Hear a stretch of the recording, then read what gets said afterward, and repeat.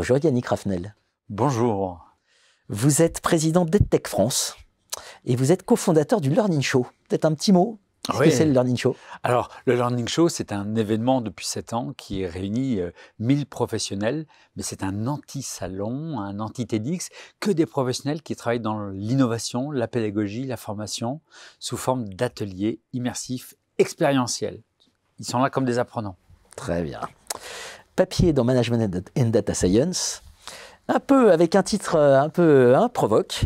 L'IA générative n'est certainement pas un moyen d'enseigner. Point d'exclamation. Donc comme ça, au moins, les choses sont dites. Alors, expliquez-nous, parce que c'est quand même le grand débat. Hein. Ah oui, parce qu'on l'a vu arriver depuis un an en se disant, ça y est, ça va remplacer tout le monde, ça va remplacer les enseignants, les formateurs, et ça va être l'outil pour enseigner.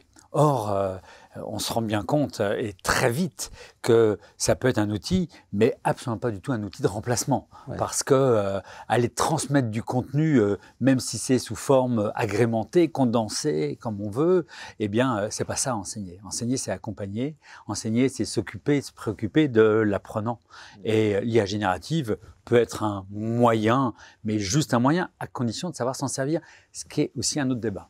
Bien sûr, alors c'est ça le point fort de votre thèse, hein, c'est en gros l'IA générative fournit du contenu, alors, donc à la limite on peut toujours fournir autant de contenu qu'on veut, mais apprendre, ça passe par de l'émotion, ça passe même par le corps, c'est-à-dire du ressenti, et c'est ça qui fait qu'on mémorise, c'est ça qui fait qu'on apprend et qu'on est capable d'activer ce savoir après en situation.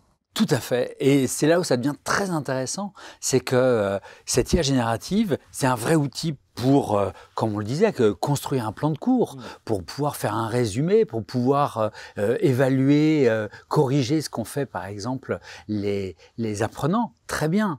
Mais ce temps-là que l'on a gagné, lorsqu'on est formateur ou enseignant, c'est pourquoi faire? Eh bien, c'est justement pour pouvoir s'intéresser à nos apprenants et pour pouvoir aller mettre ce qui va permettre de retenir, c'est-à-dire de l'émotion, de l'écoute et donner la parole à ces apprenants et faire ce qui est le plus important, c'est-à-dire faire que ces apprenants prennent le contenu, en fassent quelque chose. Enseigner, c'est pas transmettre, c'est fini ce temps-là. Maintenant, c'est donner des activités pédagogiques dans lesquelles on va faire en étant accompagné, dans lesquelles on va mettre en œuvre. Et ça, avec les autres, avec de l'émotion, avec de l'engagement, si toutes ces conditions-là ne sont pas réunies, ça ne sert pas à grand-chose. Ouais, l'IA générative, ça change la production, mais c'est la réception qui compte dans l'enseignement. Tout à fait. Alors, dernier point, c'est vous nous dites en revanche, effectivement, évaluer à l'ancienne, ça, il faut oublier maintenant. Eh oui, puisque avant c'était le savoir réciter, le savoir qu'on était capable de restituer, mais maintenant on mettait une note sur 20 ou il mettait, oui. Voilà, on hiérarchisait. Alors que maintenant, c'est là où l'IA générative est intéressante, c'est qu'elle peut amener une vraie correction en donnant les points de progrès, en disant tiens, ça c'est quelque chose que tu n'as pas réussi à faire, et voilà les éléments que tu peux reprendre. Et ramener du contenu pour pouvoir se corriger, c'est-à-dire faire une vraie individualisation de la correction avec une valeur ajoutée. Passionnant.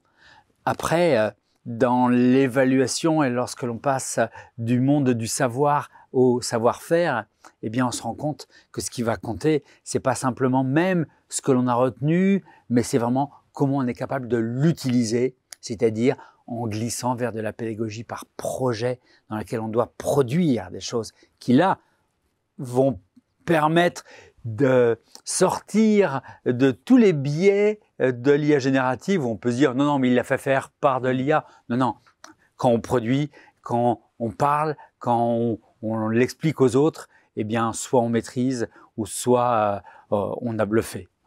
On retrouve un grand enseignement de la recherche en gestion et management. C'est pas l'outil qui compte, c'est la manière de s'en servir. Voilà, donc s'intéresser un peu à tout ce qui a été produit sur ces questions aussi côté recherche. Merci à vous. Merci.